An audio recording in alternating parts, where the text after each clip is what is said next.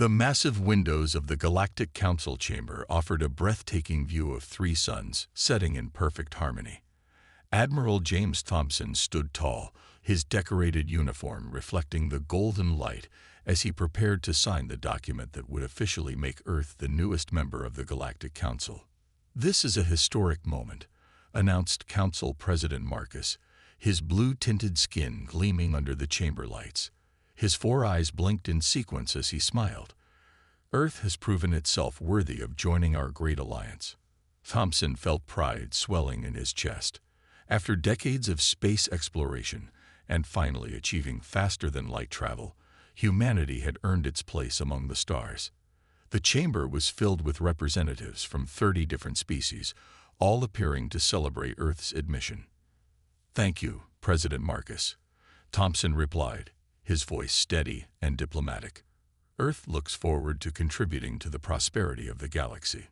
Behind Thompson stood his small team of Earth diplomats, including Dr. Ann Miller, Earth's leading xenobiologist, and Captain Mark Roberts, his security chief. They had spent the last year negotiating Earth's entry into the Council. What none of them knew was that beneath the Grand Chamber, in a secret meeting room, a very different conversation was taking place. "The humans have no idea," asked General Rex, his scaled face twisted in what passed for a smile among his species. "None whatsoever," President Marcus replied, his earlier warmth completely gone. "Their technology is primitive, but their planet is rich in resources we desperately need. And their water, so much water." The gathered war chiefs and resource ministers nodded in agreement. Earth's oceans alone could supply enough heavy water to fuel their fusion drives for centuries. "Their military capabilities?" another minister inquired. "Laughable," Marcus scoffed. "They barely have 100 ships capable of FTL travel. Our smallest battle fleet could overwhelm them in hours." Back in the main chamber, Thompson was completing the signing ceremony when Dr. Miller noticed something odd. She had dropped her tablet, and while retrieving it under the ornate signing table, she spotted a small data crystal that had fallen from one of the council members' robes. Hours later, in the privacy of the Earth Embassy on the council station, Miller's hands shook as she decoded the crystal's contents. Her face went pale. "Admiral," she called out urgently, "you need to see this immediately." Thompson rushed to her office, followed by Captain Roberts. The contents of the crystal played out before them in holographic form. Detailed invasion plans, resource extraction protocols, and population control measures, all dated months before Earth had even been approached for membership. "We need to warn Earth," Thompson said, reaching for his secure communicator. But before he could activate it, the device went dead. In fact, all their communications equipment suddenly stopped working. That's when they heard it. The deep, resonating sound of massive ships dropping out of FTL flight. Thompson rushed to the window. His heart nearly stopped as he witnessed hundreds of Council warships appearing around the station, their weapons already charging. "It's too late," Roberts whispered, his military training allowing him to quickly assess the situation. "They're already here." The embassy's main door burst open. Council security forces poured in, their weapons trained on the Earth delegation. President Marcus walked in behind them, all pretense of friendship gone. "You should feel honored, Admiral Thompson," Marcus said coldly. "Your planet's resources will help fuel our civilization's growth for generations to come." Thompson stood straight, his jaw set firmly despite the situation. "You're making a mistake," he warned. "You don't know what humans are capable of." Marcus laughed, the sound hollow and cruel. "We know exactly what your species is capable of, which is why we chose this moment to strike. Your primitive weapons and small fleet cannot hope to resist us." As Thompson and his team were led away in restraints, emergency alarms began blaring throughout Earth's major cities. The Council's invasion fleet had arrived, and humanity's darkest hour was about to begin. What the Council didn't know, what they couldn't know, was that humanity's greatest strength wasn't in their weapons or their ships. It was their unfailing ability to survive, adapt, and strike back when least expected. The betrayal was complete, but it was only the beginning of the story. The sky over New York burned red as Council ships tore through Earth's defensive line. General Lisa Stone watched from the Pentagon's command center as dozens of blue dots, representing Earth's ships, vanished from the tactical display. "Status report," she demanded, her voice steady despite the chaos. "We've lost 40% of our fleet," an officer replied, his face lit by the flashing red emergency lights. "London, Tokyo, and Beijing are under heavy bombardment. Our shields are failing." Stone knew this was more than just an attack. It was an extermination. The Council wasn't interested in surrender. They wanted Earth's resources, not its people. In orbit, Earth's finest ships fought bravely, but hopelessly against the overwhelming Council forces. The EDS Defender, Earth's largest battleship, managed to destroy 3 alien vessels before a plasma beam cut it in half. Its crew of 800 never had a chance to escape. "All remaining ships, fall back to defensive positions," Stone ordered. "Activate Protocol Omega." Deep beneath every major city, massive blast doors began to close. The bunkers, built in secret over the past decade, were humanity's insurance policy. While the public thought they were subway expansions or mining operations, they were actually underground cities, capable of housing millions. In Washington, D.C., terrified civilians rushed into the bunker entrances as Council dropships appeared in the sky. Soldiers guided people inside, knowing they had minutes at most before the aliens landed. "Keep moving," shouted Commander Kate Wilson, directing the flow of refugees. "Women and children first. Stay calm." A deafening explosion rocked the ground as the first alien walker landed nearby, its massive legs crushing cars and buildings. Wilson looked up at the towering machine, its weapons already firing at the city's defensive positions. "Seal the doors," she ordered as the last group made it inside. The thick steel barriers slid shut just as green energy beams struck the entrance. Inside the Council's command ship, Admiral Thompson watched helplessly as his homeworld burned. President Marcus had made him witness the attack, believing it would break his spirit. "Your species' pitiful resistance is exactly what we expected," Marcus said, his 4 eyes gleaming with satisfaction. "Already half of your major cities have fallen. The rest will follow within hours." Thompson remained silent, but his mind was racing. The Council's arrogance was obvious. They thought they knew everything about Earth's defenses. They were wrong. Deep under the Pacific Ocean, in a facility unknown even to most world governments, Dr. Robert Evans and his team continued their work. The invasion hadn't stopped Project Phoenix. It had accelerated it. "The Council thinks they've won," Evans said to his scientists as they monitored banks of genetic sequencing machines. "They don't realize they've just volunteered to be part of humanity's greatest evolutionary leap." Above ground, the devastation continued. The Council's forces methodically destroyed Earth's military bases, communication centers, and power plants.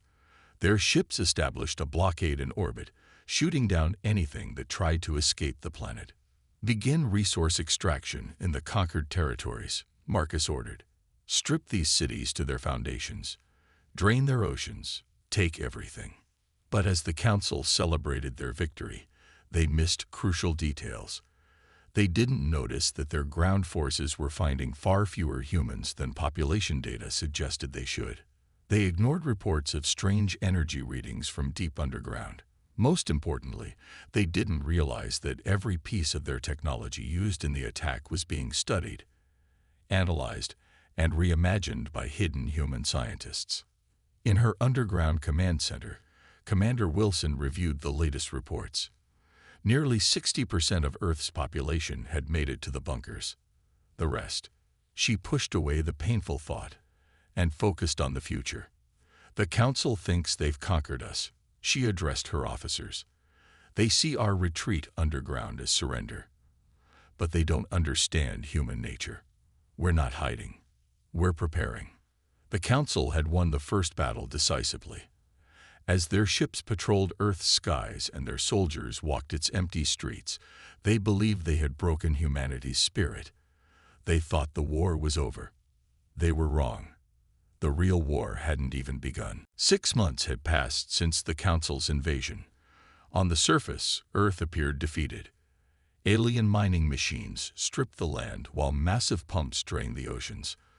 Council soldiers patrolled empty cities, their weapons ready for any sign of resistance. But beneath the ruins, humanity was far from broken. Commander Kate Wilson walked through the underground manufacturing center that had once been a subway tunnel beneath old Chicago. Hundreds of workers moved with purpose, taking apart captured alien weapons and vehicles. The air hummed with activity and determination. "Show me what you found," Wilson said to Dr. Robert Evans, who stood proudly next to a dismantled council battle suit. "Watch this," Evans replied, picking up what looked like a modified alien rifle. He pointed it at a test target and pulled the trigger. Instead of the usual green energy beam, a blue pulse shot out, cutting through the reinforced metal like it was paper. "How?" Wilson asked, examining the weapon. "Their technology relies on standard energy patterns. We've discovered how to change those patterns, make them stronger." The Council never experimented because they thought their designs were perfect. Evans smiled. Human creativity has its advantages. In another section of the facility, engineers worked on something even more impressive. They had captured a Council scout ship during a rare surface raid. Instead of simply copying it, they were making it better. "The alien metal responds to human DNA now," a young engineer explained to Wilson. "They won't be able to use their own ships against us once we implement this across our forces." Meanwhile, in the deeper levels, Project Phoenix was showing incredible results. Dr. Evans led Wilson to a secure training area where enhanced soldiers were practicing combat moves that would have been impossible for normal humans. "The Council's own technology helped us unlock human potential," Evans explained. "Their weapons gave us radiation that, when properly modified, enhanced our natural abilities instead of harming us. Every attack they launch gives us more material to work with." In the command center, General Stone studied the latest intelligence reports. Council forces were growing lazy, confident in their victory. Their patrols were becoming predictable. They never checked the deeper underground areas, believing humans couldn't survive there. "They think we're just hiding," Stone said to her officers. "Let them think that. Every day they grow weaker while we grow stronger." The Council's biggest mistake was underestimating human adaptability. In their arrogance, they left their damaged or destroyed equipment behind, never imagining that humans could understand it, let alone improve it. Deep in another bunker, children attended special schools, learning not just regular subjects, but also how to operate alien technology. Their young minds absorbed the new knowledge quickly, without the limitations of traditional thinking. "The next generation will be ready," a teacher said as she watched her students easily solve complex alien engineering problems. "They don't see this technology as alien anymore. To them, it's just another tool." On the Council's command ship, Admiral Thompson remained a prisoner, but he noticed changes in his captors' behavior. They were becoming frustrated. Resources from Earth weren't meeting their quotas. Their equipment was breaking down more often than usual. Strange malfunctions were increasing. "Something's wrong," he overheard one Council technician tell another. "The humans' resistance should have been crushed by now. Instead, we're losing more soldiers each week to accidents." President Marcus refused to acknowledge these problems. His reports to the Council claimed total victory, complete control. He ignored the growing whispers among his own troops about shadows moving in abandoned subway tunnels, about patrol ships that disappeared without a trace. Back underground, Commander Wilson reviewed the latest success rates. Human soldiers could now operate Council technology better than the aliens themselves. The enhanced troops were ready. The modified weapons were tested. The improved ships were prepared. "How much longer?" General Stone asked during their daily briefing. Wilson looked at the readiness reports one last time. We're almost at full strength. The Council thinks they've won, living in their ships above our ruined cities.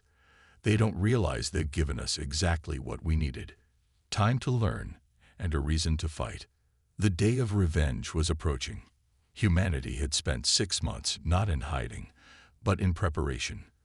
When they finally struck back, the Council would learn too late that they hadn't broken humanity. They had only made it stronger. The silent preparation was nearly complete. Soon, the silence would break with the sound of humanity's revenge. The first attack came at midnight. Council guards at the Australian mining facility never saw it coming. One moment they were patrolling as usual, the next their own security systems turned against them. Every alarm went off at once, disorienting the alien soldiers with sound and light. Commander Kate Wilson led the strike team herself. Her enhanced soldiers moved like shadows, wearing modified Council battle suits that made them nearly invisible. "Remember your training," she whispered through the team's comm system. "No survivors, no witnesses, just like we practiced." The aliens' own weapons, now improved by human engineers, made short work of their defenses. Green security beams that should have detected the attackers saw nothing. Doors that should have locked stayed open. It was as if the facility itself had turned traitor. "Impossible." The Council facility commander shouted as his troops fell. "Their weapons, they're using our technology." "Wrong," Wilson replied as she confronted him. "We're using better technology." The modified rifle in her hands hummed with blue energy, far more powerful than its original design. Above Earth's surface, Council ships noticed the attack too late. By the time they arrived, the mining facility was destroyed, and the human strike team had vanished back underground through tunnels the Council's scanners couldn't detect. On the Council command ship, President Marcus raged at his officers. "Find them," he ordered, all 4 eyes blazing with fury. How dare these primitives destroy our property? But this was just the beginning. As Marcus spoke, similar attacks began worldwide. Council facilities in Siberia, the Sahara, and the Amazon fell within hours. Each strike was precise, brutal, and over before reinforcements could arrive. Admiral Thompson, still a prisoner on the command ship, allowed himself a small smile. He recognized the attack pattern. It was an old human military strategy called death by 1,000 cuts. In what remained of New York, Council ground forces faced a new nightmare. Their walker machines, their pride and joy, started shutting down mid-patrol. When engineering teams opened them up, they found critical parts missing, somehow removed while the machines were moving. It seemed impossible. "How are they doing this?" a Council commander demanded. The answer came in the form of Dr. Evans's enhanced soldiers. Moving with superhuman speed and strength, they could jump onto the moving walkers, disable them, and vanish before anyone noticed. Council troops began to fear the shadows, jumping at every sound. But the biggest surprise was yet to come. As Council ships moved to protect their remaining facilities, a new signal appeared on their scanners. Rising from the Atlantic Ocean came humanity's first converted battleship, the Phoenix. "By the stars," gasped a Council captain. "That's one of our old destroyers." It was, but not anymore. The ship's hull now pulsed with blue energy instead of green. Its weapons had been completely rebuilt. As the Council ships approached, they discovered their weapons had no effect on its shields. "Open fire," ordered Commander Wilson from the Phoenix's bridge. The ship's new weapons blazed, cutting through Council shields like they weren't even there. 3 enemy ships fell in the first volley. Back in the underground command center, General Stone watched the battles unfold. "Send the signal," she ordered. "Launch Phase 2. Across Earth, hidden anti-orbital cannons emerged from their camouflaged positions. Built using stolen Council technology, they targeted the invasion fleet's supply ships. The Council's careful blockade of Earth began to break apart. In his prison cell, Admiral Thompson heard the panic in the guards' voices. He had been counting days, waiting for this moment. When the ship shook from a distant explosion, he was ready. The lock on his cell, secretly reprogrammed months ago by resistance hackers, clicked open. "This is impossible," President Marcus whispered as reports of defeats flooded in. "They're savages. They couldn't have learned our technology this quickly." But they had done more than just learn it. Humanity had taken Council technology and made it their own. Every weapon the aliens had used against Earth was now being turned back on them, improved and perfected by human innovation. As the Phoenix destroyed its fifth Council ship, Wilson sent a clear message on all frequencies. "This is just the beginning. You tried to break us. Instead, you taught us how to break you." The first strike was a success. Now the real war could begin, and the Council was about to learn why you should never corner a species known for its ability to adapt and overcome. Project Phoenix was no longer a secret. Dr. Evans stood in the underground command center, presenting humanity's greatest achievement to military leaders from around the world. On large screens behind him, enhanced soldiers demonstrated abilities that seemed impossible. "What you're seeing isn't just body armor," Evans explained, pointing to a soldier lifting a Council walker with bare hands. "We've used their own genetic manipulation technology against them. Humans are now faster, stronger, and smarter than they ever thought possible." General Stone watched as another enhanced soldier ran faster than a Council scout vehicle. "How many troops are ready?" she asked. 10,000, Evans replied, with more completing the process every day. "The Council's attacks gave us exactly what we needed: exposure to their advanced genetics. We learned, we adapted, and we improved." Above Earth's surface, the war had reached a new phase. Council ships found themselves facing an enemy that knew all their weaknesses. Modified human vessels appeared from hidden bases on the moon, their weapon systems completely redesigned.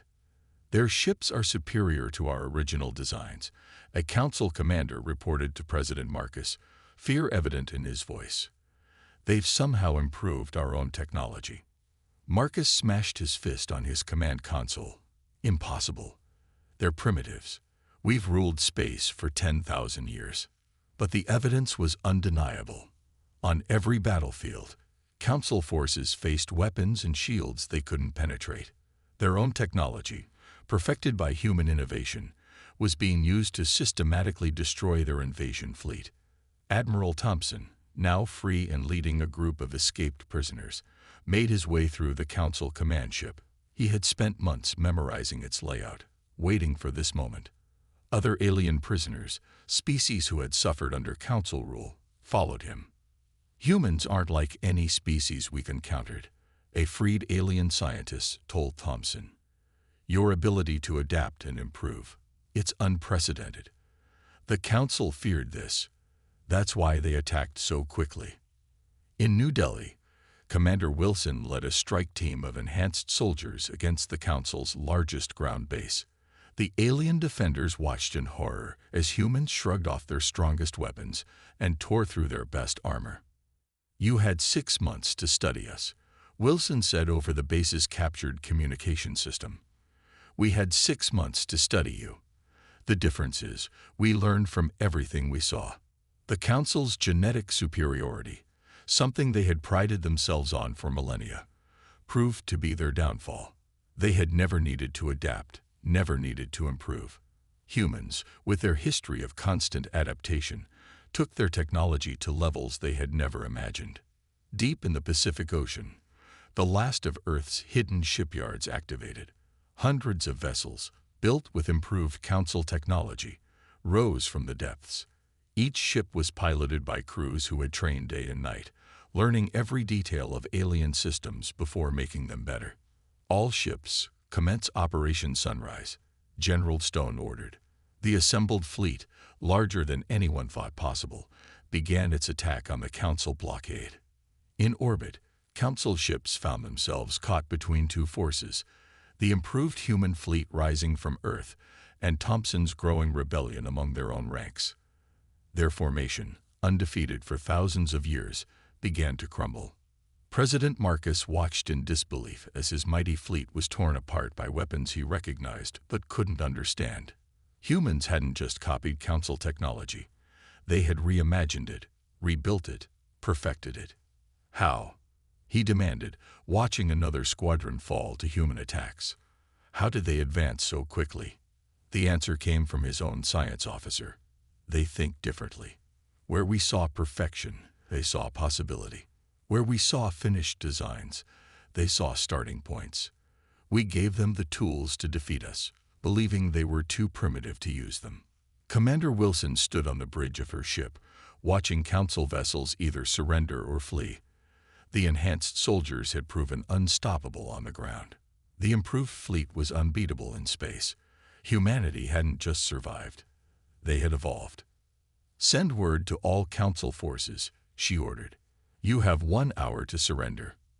After that, we're coming for your core worlds. And this time, we won't show mercy." The turning point wasn't just in the war. It was in the history of the galaxy.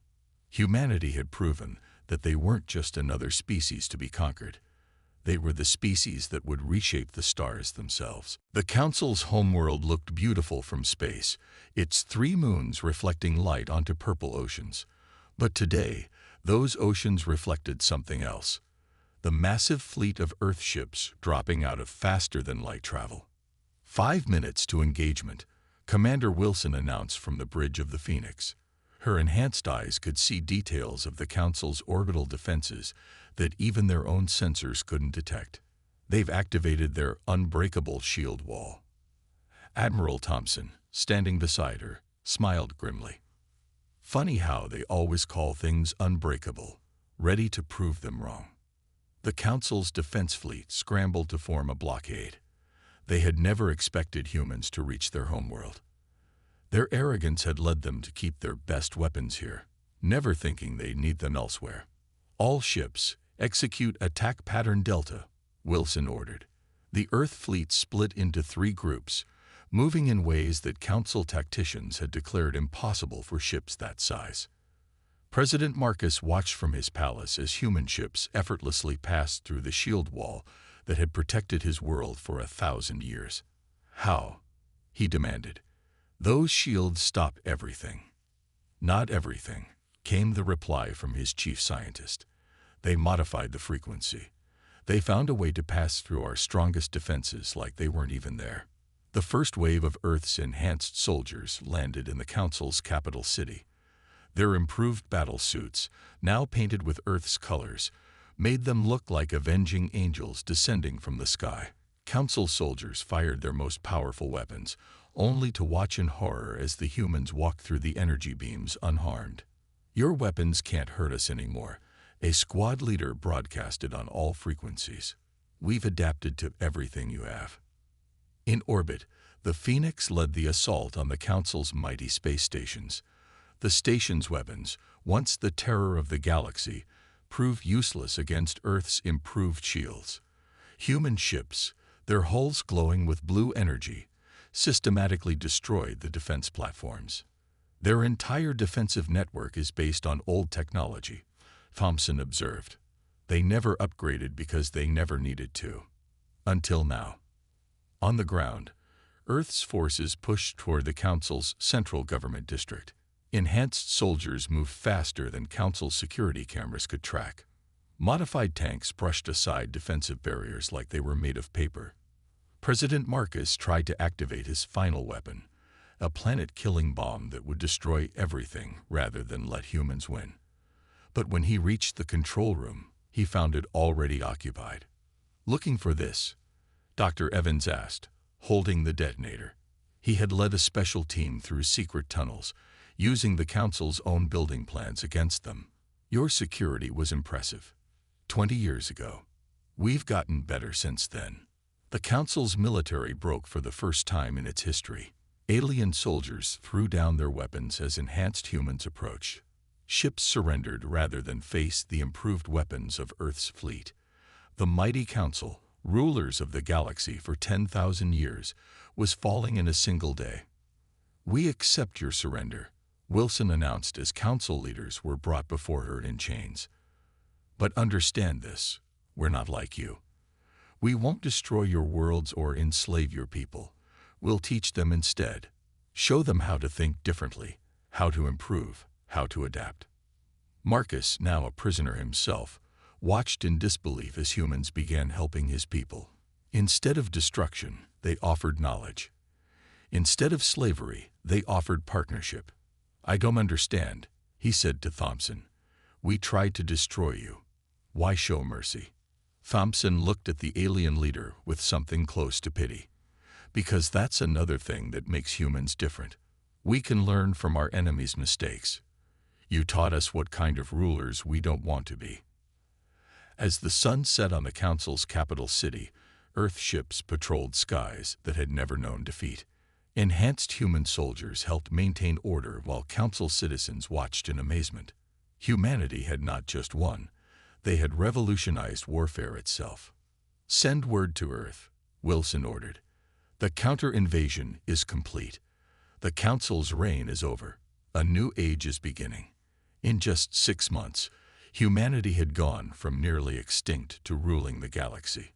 But unlike their predecessors, they wouldn't rule through fear. They would lead through innovation, adaptation, and the unique human ability to learn from both victory and defeat. The counter-invasion wasn't just a military victory. It was proof that humanity's greatest strength wasn't in their weapons or their technology. It was in their unending drive to improve, adapt, and grow stronger from every challenge they faced. 1 month after the Council's fall, representatives from 1,000 worlds gathered in the rebuilt United Nations building in New York. The same chamber that had once witnessed humanity's darkest hour now hosted the galaxy's brightest future. Commander Wilson stood at the podium, her enhanced eyes scanning the diverse crowd. Aliens of all shapes and sizes sat alongside human delegates. Many were former slaves of the Council, others were conquered species who had lived under the Council's harsh rule for centuries. "The age of the Council is over," Wilson announced, her voice firm but not unkind. "Today, we establish the Galactic Alliance, a union of equals, not of masters and slaves." In the front row, Admiral Thompson sat beside representatives from worlds that had helped Earth's rebellion. The alien diplomats looked at humans with a mixture of fear and respect. In just 6 months, humanity had done what no species had managed in 10,000 years. "Your technology, your methods of war, they're incredible," an alien diplomat whispered to Thompson. "Will you keep them secret, rule as the Council did?" Thompson shook his head. "Everything we've learned, every improvement we've made, will be shared. That's the difference between the Alliance and the Council. We rise together, or not at all." Dr. Evans presented the next part of the Alliance Charter. On giant screens, he showed how Project Phoenix could be adapted for other species, helping them unlock their own potential. "The Council kept you weak because they feared your strength," Evans explained. "We'll help you grow stronger because we believe in evolution, in constant improvement. Together, we'll reach heights none of us could achieve alone." In orbit, the former Council warships, now repainted with Alliance colors, patrolled alongside Earth vessels. Their crews were mixed, humans working with aliens, teaching them how to think differently about technology, how to improve rather than simply maintain. President Marcus and other Council leaders stood trial in the same chamber where they had once plotted Earth's destruction. Their punishment was unique. They would live among the people they had enslaved, teaching everything they knew while learning how to be part of a cooperative galaxy. "Your empire fell because it stopped growing, stopped improving," General Stone told Marcus during the sentencing. "The Alliance will never make that mistake. Change is our strength, not our weakness." Back on Earth, the underground bunkers that had sheltered humanity were transformed into schools. Alien children learned alongside human kids, their natural abilities enhanced by modified Phoenix protocols. Together, they solved problems in ways neither species could alone. "Look at them," Wilson said to Thompson as they watched a class of mixed species working together. "The Council spent millennia keeping species apart, fearing what they might become. We'll spend the next 1,000 years bringing them together, celebrating what they can achieve." The discovery in the Council's deepest archives surprised no one. Ancient texts revealed why humans were different. Earth had been an experiment by an ancient species, seeding humanity with genes designed for rapid adaptation. The Council had known this, had feared it, which led to their hasty attack. They thought they could stop evolution itself, Evans mused, studying the documents. Instead, they triggered exactly what they feared: humanity's ultimate adaptation. As the new alliance took shape, changes spread across the galaxy. Former Council worlds blossomed with new ideas and technologies. Species that had been enemies for millennia found common ground in human innovation. The galaxy entered an unprecedented age of growth and discovery. "We could have destroyed them all," Wilson said during the final session of the Alliance's founding. "We had the power, but humanity's greatest strength isn't our ability to destroy.